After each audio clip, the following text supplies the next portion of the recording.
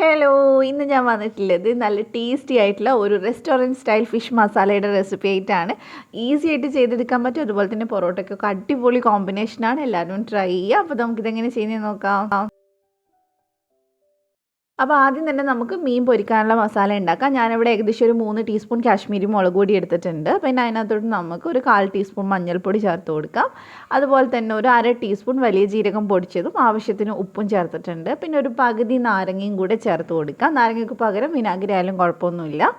അപ്പോൾ നന്നായിട്ട് പിഴിഞ്ഞ് ചേർത്ത് കൊടുക്കാം. ഇനി നമുക്കിത് ചെറുതായിട്ടൊന്ന് പേസ്റ്റ് മാതിരി ആക്കി എടുക്കണം. അപ്പോൾ ഞാൻ കുറച്ച് വെള്ളമൊന്നും ഒഴിച്ച് കൊടുക്കുന്നുണ്ട്. എന്നിട്ട് നന്നായിട്ട് പേസ്റ്റ് മാതിരി ആക്കാം. ഇത് നമുക്ക് കഷ്ണമീനിൽ ചെയ്യുമ്പോഴാണ് കൂടുതൽ ടേസ്റ്റ് ഉണ്ടാവുക. എന്നാലും അയല മീനൊക്കെ വെച്ച് വേണമെങ്കിലും ചെയ്താൽ കുഴപ്പമൊന്നുമില്ല. അപ്പോൾ നന്നായിട്ട് നമുക്കൊന്ന് മിക്സ് ചെയ്തെടുക്കാം. ഇനി നമുക്ക് മീൻ ഈ മസാലയിൽ നന്നായിട്ടൊന്ന് പൊതിഞ്ഞെടുക്കാം. ഞാനിവിടെ ഈ ഒരു കഷ്ണമീനാണ് എടുത്തിട്ടുള്ളത്. ഏത് ടൈപ്പ് കഷ്ണമീനായാലും കുഴപ്പമൊന്നുമില്ല. അപ്പോൾ നന്നായിട്ട് നമുക്ക് മിക്സ് ചെയ്തെടുക്കാം. ഏകദേശം ഒരു 400 ഗ്രാം അത്രയൊക്കെ ഉണ്ടാവുള്ളൂ, ഒരുപാടൊന്നും ഇല്ല. അപ്പോൾ നന്നായിട്ട് ഞാനിത് മസാലയിലൊന്ന് മിക്സ് ചെയ്തെടുത്തിട്ടുണ്ട്. ഇനി പറ്റുവാണെങ്കിൽ ഇതൊരു അരമണിക്കൂർ എന്തായാലും ഒന്ന് മാറ്റി വെക്കുക. അതിന് ശേഷം നമുക്കിതൊന്ന് ഫ്രൈ ചെയ്തെടുക്കാം. അപ്പോൾ ഞാൻ ഫ്രൈ ചെയ്യാനായിട്ട് ഇവിടെ കുറച്ച് ഓയിൽ ഒഴിക്കുന്നുണ്ട്. വെളിച്ചെണ്ണയിലല്ല, ഓയിൽ ചെയ്യുമ്പോഴാണ് കുറച്ചും കൂടെ രസം ഉണ്ടാവുക.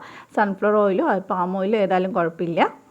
എന്നിട്ട് നമുക്കിതൊന്ന് പൊരിച്ചെടുക്കാം. പൊരിച്ചെടുക്കുന്ന സമയത്ത് നമ്മൾ ഭയങ്കര ഡ്രൈ ആക്കിയിട്ട് ഒത്തിരി അങ്ങോട്ട് പൊരിച്ചെടുക്കേണ്ട ആവശ്യമില്ല.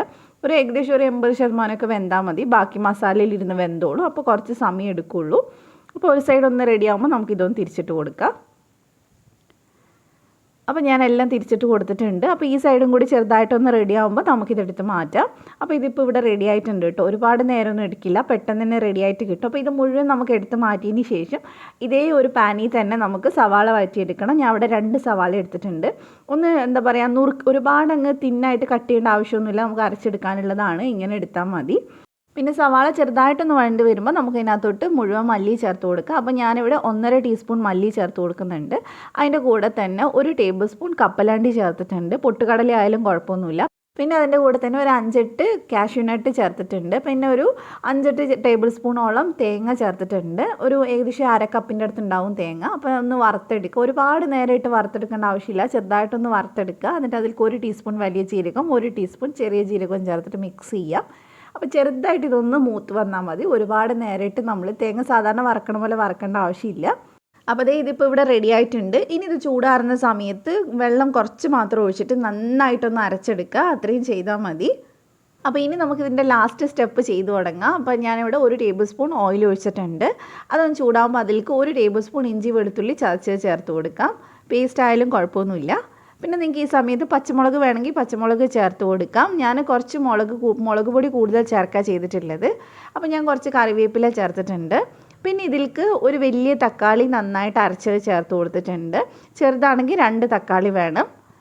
അപ്പോൾ നന്നായിട്ട് നമുക്ക് തക്കാളി ഒന്നിങ്ങനെ തിളച്ച് വരുന്ന സമയത്ത് ഇതിനകത്തോട്ട് പൊടികൾ ചേർത്ത് കൊടുക്കാം. അപ്പോൾ മുളക് പൊടിയും കാശ്മീരി എടുത്തിട്ട് ഏകദേശം 1 ടേബിൾ സ്പൂൺ ചേർത്തിട്ടുണ്ട്. കുറച്ച് മഞ്ഞൾപ്പൊടിയും ചേർത്തിട്ടുണ്ട്. എന്നിട്ട് മിക്സ് ചെയ്യുക. അപ്പോൾ എരിവ് നിങ്ങൾ നോക്കിയിട്ട് ചേർക്കുക. നല്ല എരിവ് വേണമെങ്കിൽ പച്ചമുളകും കൂടെ ചേർത്ത് കൊടുത്താൽ മതി.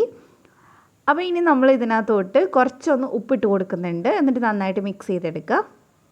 അപ്പോൾ നമ്മൾ നേരത്തെ മറ്റേ തേങ്ങയൊക്കെ വെച്ചിട്ടുള്ള കൂട്ട് അരച്ച് വെച്ചിട്ടുണ്ടായിരുന്നു. അത് നമുക്ക് ഇതിനകത്തോട്ട് ചേർത്ത് കൊടുക്കാം. എന്നിട്ട് നന്നായിട്ട് മിക്സ് ചെയ്യുക. അതിൻ്റെ കൂടെ തന്നെ കുറച്ച് വെള്ളം നമ്മൾ മിക്സിയുടെ ജാറിൽ ഒഴിച്ചിട്ട് അതും കൂടി ഒഴിച്ചു കൊടുക്കുന്നുണ്ട്.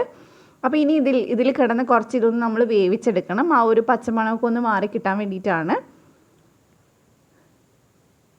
അപ്പോൾ അതേ ചെറുതായിട്ട് വെന്ത് വന്നിട്ട് ഞാൻ അതിൻ്റെ ഇടയ്ക്ക് ഇത്രയും കൂടി മുളക് പൊടി ഇട്ടിട്ടുണ്ടായിരുന്നു കേട്ടോ. കുറച്ചൊന്ന് കളർ കിട്ടാൻ വേണ്ടിയിട്ടാണ്. അപ്പോൾ അത് വേണമെങ്കിൽ ചെയ്താൽ മതി.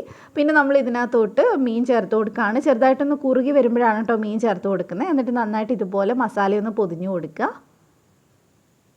അപ്പോൾ ഫുള്ളായിട്ട് നമ്മൾ പൊതിഞ്ഞ് കൊടുത്തിട്ടുണ്ട്. ഇനി നമുക്കിതൊന്ന് അടച്ച് വെച്ചിട്ട് കുറച്ച് നേരം ഒന്ന് വേവിച്ചെടുക്കാം. നന്നായിട്ട് മസാല ഇതിലേക്കൊന്ന് പിടിക്കണം. ഏകദേശം ഒരു 2-3 മിനിറ്റ് ഒന്ന് വെക്കുക. ലോ ഫ്ലെയിമിൽ വെച്ചാൽ മതി. അപ്പോൾ എണ്ണയൊക്കെ തെളിഞ്ഞ് വരുന്ന സമയത്ത് ഇതിലേക്ക് ഞാൻ 1 ടീസ്പൂൺ നെയ്യ് ചേർക്കുന്നുണ്ട്. നെയ്ക്ക് പകരം ബട്ടറാണ് ഏറ്റവും ടേസ്റ്റ് ഉണ്ടാവും. അതുണ്ടെങ്കിൽ ചേർത്ത് കൊടുക്കാം. പിന്നെ തിളച്ച വെള്ളം ഞാനൊരു 1/4 കപ്പ് ചേർത്തിട്ടുണ്ട്. അപ്പോൾ നിങ്ങൾക്ക് ഗ്രേവി എത്രത്തോളം വേണം അതിനനുസരിച്ച് വെള്ളം ചേർത്ത് കൊടുക്കാം. ഞാൻ ഒരുപാട് ഗ്രേവിയാക്കി എടുക്കുന്നില്ല. ചെറിയൊരു പൊറോട്ടക്കൊക്കെ പറ്റിയ ഒരു ചാറുള്ള ടൈപ്പിലാണ് ഞാൻ ചെയ്യുന്നത്. അപ്പോൾ മീനൊക്കെ ഒന്ന് മിക്സ് ചെയ്തെടുത്തിട്ടുണ്ട്. ഇനി ഇതിനകത്തോട് 1 ടീസ്പൂൺ ഗരം മസാല ചേർത്ത് കൊടുക്കുക. എന്നിട്ടൊന്ന് മിക്സ് ചെയ്തെടുക്കുക.